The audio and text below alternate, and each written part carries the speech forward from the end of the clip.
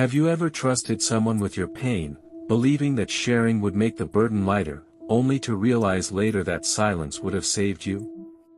Life has a strange way of teaching us that not every listener is a friend, not every smile is kind, and not every question is asked with good intentions. Some lessons don't arrive gently. They arrive after damage is done.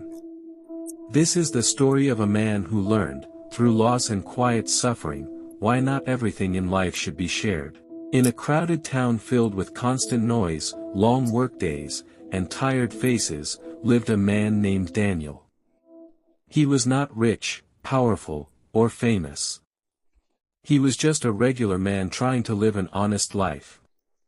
For 10 years, Daniel worked as a machine operator in a textile factory.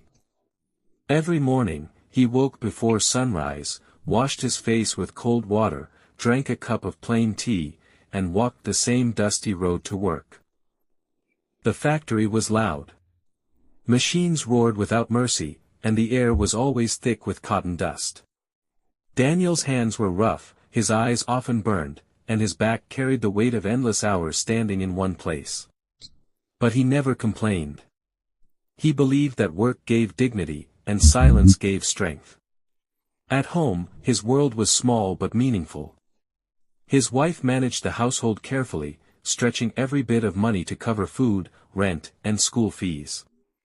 His young son waited every evening by the door, excited to hear his father's footsteps. That smile erased Daniel's tiredness every single day. Because Daniel was quiet, punctual, and obedient, his supervisors trusted him. His co-workers respected him. Over time, the factory became more than a workplace, it felt like a second home. And like many people do, Daniel began to believe that those around him truly cared. Among his co-workers was a man named Victor. Victor was friendly, always joking, always asking questions. He spoke softly, laughed loudly, and seemed interested in everyone's life. He knew who was struggling, who was unhappy, and who was hopeful. Daniel never saw anything wrong with that. But what Daniel didn't know was that Victor enjoyed attention more than truth. Months passed, and the workload increased. Orders were high, deadlines were tight, and breaks became shorter. Daniel began to feel it in his body.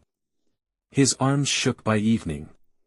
His legs felt heavy. Some nights, sleep escaped him because of pain. Still, he said nothing. Until one evening. After a particularly exhausting shift, Daniel and Victor walked out together. The sky was dark, and the factory lights buzzed behind them. Daniel paused, took a deep breath, and for the first time in years, he allowed his guard to drop. He told Victor that his body felt weaker than before. That the work was becoming harder. That he was thinking of asking the supervisor for a lighter task for just a few days so he could recover. He didn't complain. He didn't blame anyone. He simply spoke honestly. Victor listened carefully, nodded, and said, "I understand. Everyone gets tired." Those words felt comforting. Daniel went home lighter than usual, believing he had shared his burden with someone safe. But the next day, something changed. During a break, Victor casually mentioned to another worker that Daniel was unhappy with the job. By lunchtime, the story had changed. Daniel was tired of the factory. By evening, the rumor was darker. Daniel wanted to leave. By the next morning, management heard that Daniel was spreading negativity. No one came to ask Daniel if it was true. Fear travels faster than truth. Supervisors worried about morale. Managers worried about productivity. Executives worried about control. And so, Daniel's honesty turned into suspicion, and his exhaustion became a threat. One morning, Daniel was called into the office. He stood there confused as accusations filled the room. He was told he was dissatisfied. That he was influencing others. That he was no longer trustworthy. Daniel tried to explain. Calmly. Respectfully. But decisions made from rumors don't listen to truth. He was dismissed that same day. 10 years of loyalty ended in minutes. When Daniel walked out of the factory gate for the last time, he felt something break inside him, not anger, not hatred, but trust. The trust he had placed in people. The trust he had placed in words. The days that followed were harder. Other factories refused him work after hearing stories. Neighbors whispered. Savings disappeared. His son stopped asking when he would buy new shoes.